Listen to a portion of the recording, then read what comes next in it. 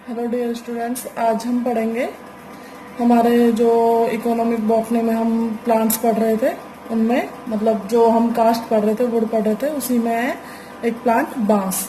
देखिए, अगर हम बात करें बांस के वानस्पतिक नाम की, मतलब बोटनिकल नेम की, तो इसका वानस्पतिक नाम होगा बैम्बूसा स्पे। ठीक है, देखिए कुल जो इसका है वो हमें याद रखना होगा पोएसी। पोएसी कुल में वैसे तो अनाज आते हैं, हम सोच भी नहीं सकते कि बांस जो पौधा है वो किसमें पोएसी में आ सकता है, लेकिन याद रखेंगे कि बांस एक पोएसी फैमिली का सदस्य है। ठीक है, इसके बाद अगर हम बात करें देसी नाम की, तो इसका देसी नाम है बांस, जो कि हम सभी जानते हैं। ठीक है, कहाँ मिलेगा ये? एशिया के पूर्वी भागों, दक्षिण अमेरिका में मिलता है। ठीक है, इसके अलावा विश्व में श्रीलंका, इंडोनेशिया, दक्षिण अमेरिका, वेस्ट इंडीज, चीन, ऑस्ट्रेलिया, मलेशिया व भारत में भी उगाया जाता है। ठीक है, अब भारत में जो इसकी प्रजातियां पाई जाती है या जातियां पाई जाती है, कौन कौन सी पाई जाती है? भारत में इसकी जातियां मिलेंगी बैम्बूसा, एरोंडिनेलिया, थेमनोकेमेलस, स्टेकियम। ठीक है, ये जो चार जातियां हैं ये बांस की भारत में देखने को मिलती है। ठीक है, अगर हम बात करें इसके वानस्पतिक लक्षणों की, तो कैसा होगा इसका पौधा? सदाबहार बहुवर्षीय वृक्ष अथवा झाड़ी है। देखिए, ये है ना कई प्रकार के, जैसे जातियों के अकॉर्डिंग होता है। कुछ जातियां जो इसकी छूप हो सकती है, कुछ झाड़ी हो सकती है, कुछ वृक्ष हो सकती है। ठीक है, तो ये कैसा है? सदाबहार बहुवर्षीय, या तो मतलब कि एक बार लगेगा तो फिर काफी साल तक लगा हुआ रहता है, ऐसे इसका जीवन चक्र कई सालों में जाके पूरा होता है। ठीक है, इसके अलावा ये मतलब ये वृक्ष भी हो सकता है और झाड़ी भी हो सकता है। ठीक है, तना व पर्व, तना पर्व व पर्व संधियों में, मतलब इसका मतलब ये है कि इसका जो तना होता है, स्टेम वाला भाग होता है, वो पर्व और पर्व संधियों में बटा हुआ होता है। कुछ इस तरीके का हमने सबने देखा हुआ है, इस तरीके का बांस होता है। इसके बीच में क्या है? नोड्स होता है, मतलब कि पर्व संधियां होती है। ठीक है, और ये जो इसका स्टेम है, ये वाला पार्ट इसका खोखला होता है, ये खोखला पार्ट। ठीक है, और ये है इसकी पर्व संधियां।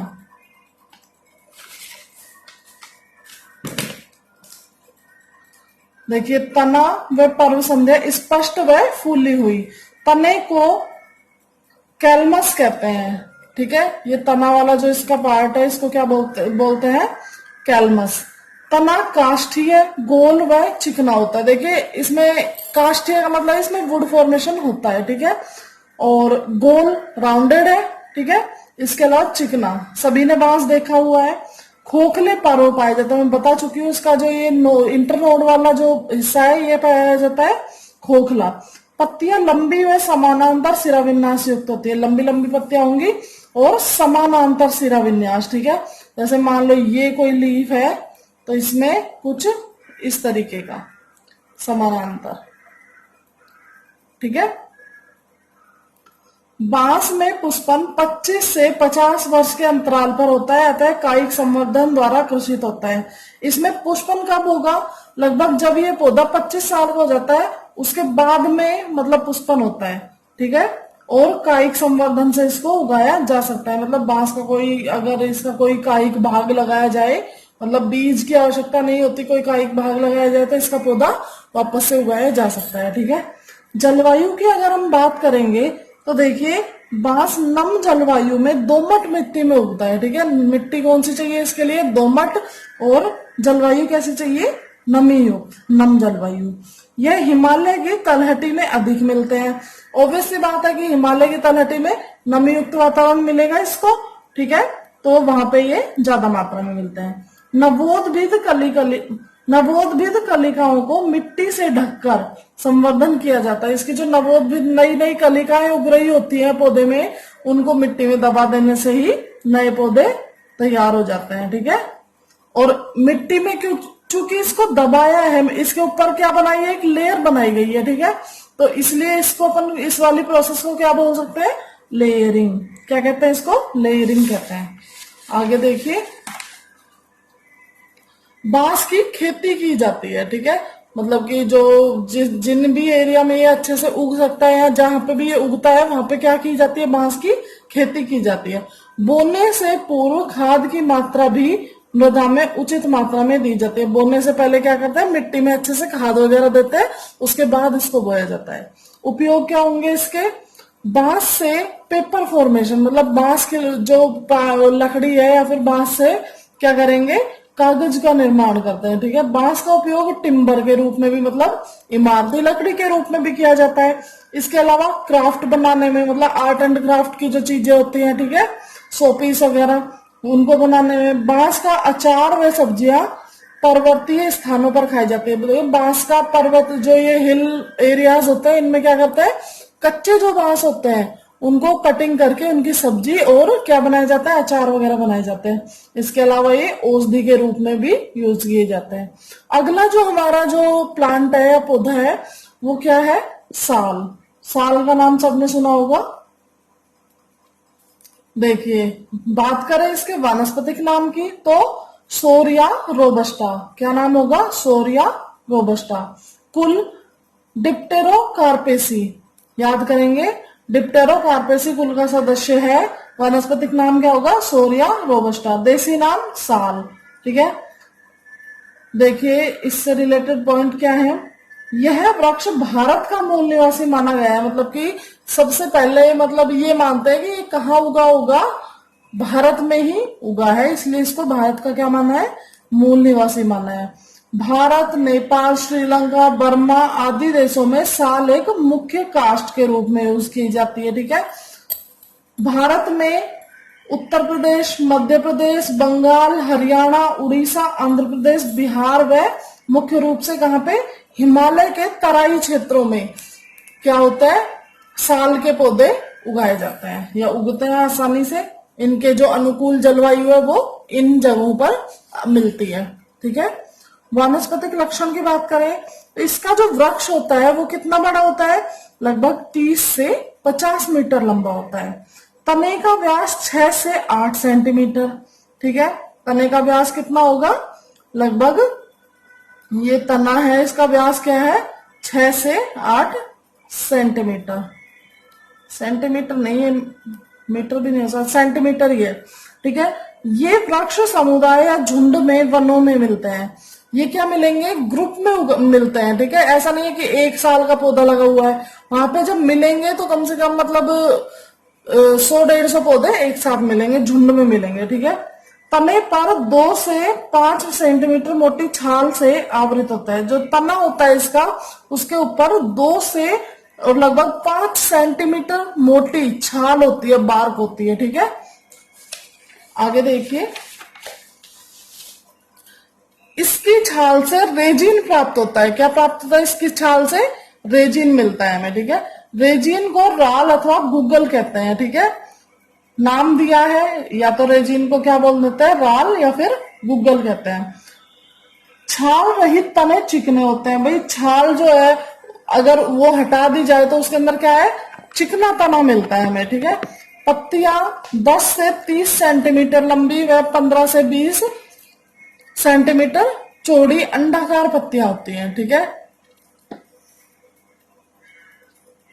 पत्तियों में एक क्षीरीय जालिकावत सिरा विन्यास, मतलब जालिकावत सिरा विन्यास क्या होता है, पूरे जो पत्ती में सिराएं जाल के रूप में फैली हुई होती है वो होता है जालिकावत सिरा विन्यास। ठीक है, पुष्प पीले, द्विलिंगी, छोटे, पीले कलर के मिलेंगे, द्विलिंगी बाइसेक्सुअल मिलेंगे, छोटे साइज में मिलेंगे।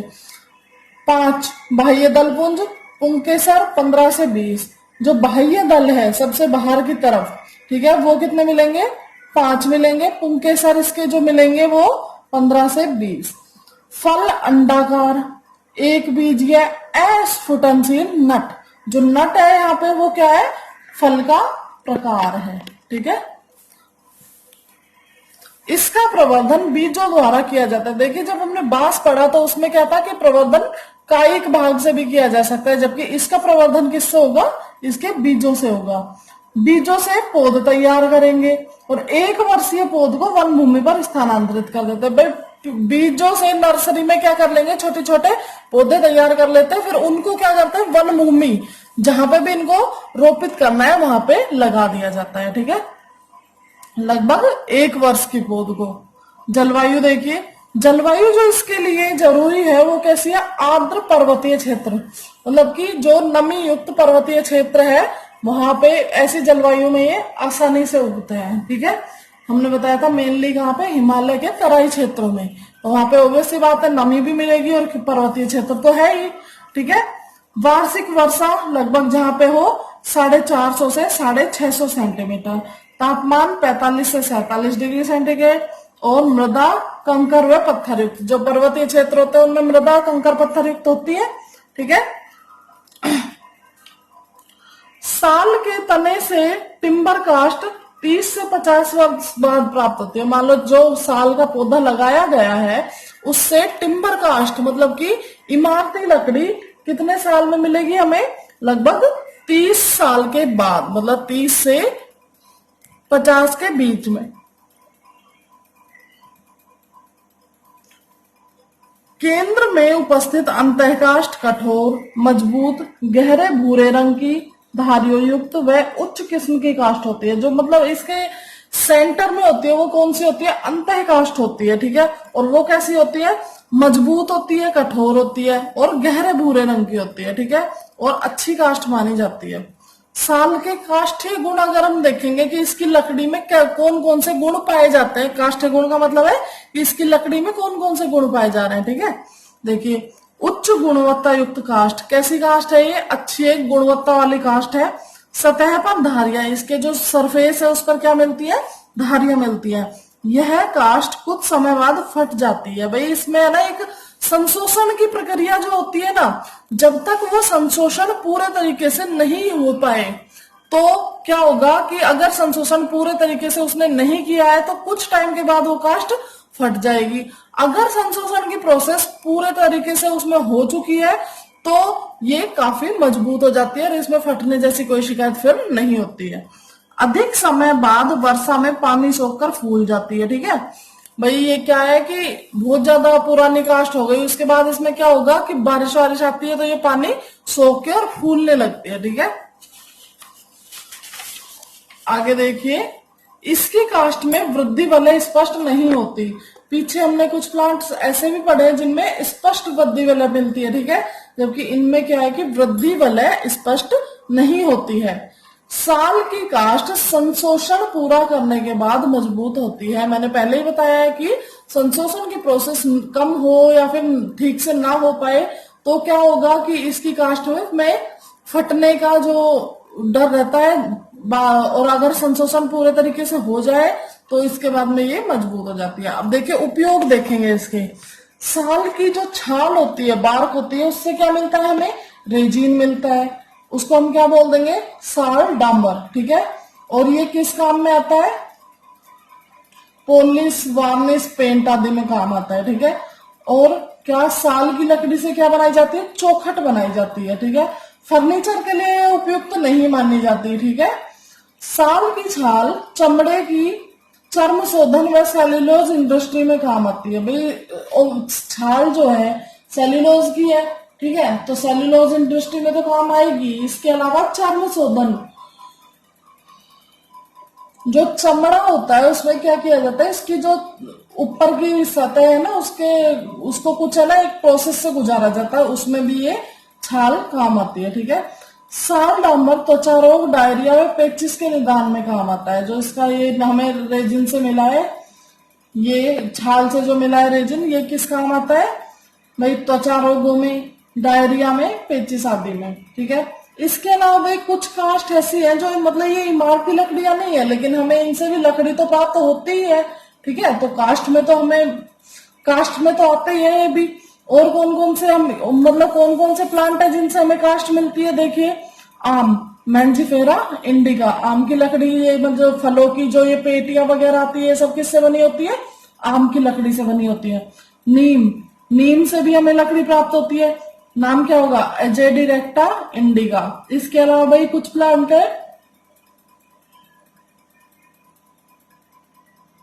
केशिया, अकेशिया नाइलोटिका, यूकेलिप्टस, यूकेलिप्टस होता है ताड़, ताड़ के जो वृक्ष होते हैं ना उनको बोलते हैं यूकेलिप्टस, कैजुराइना, प्रोसोपिस, जूलीफ्लोरा आदि। ठीक है, इन सभी में लकड़ी प्राप्त होती है। आगे बढ़ेंगे हम अगले लेक्चर में।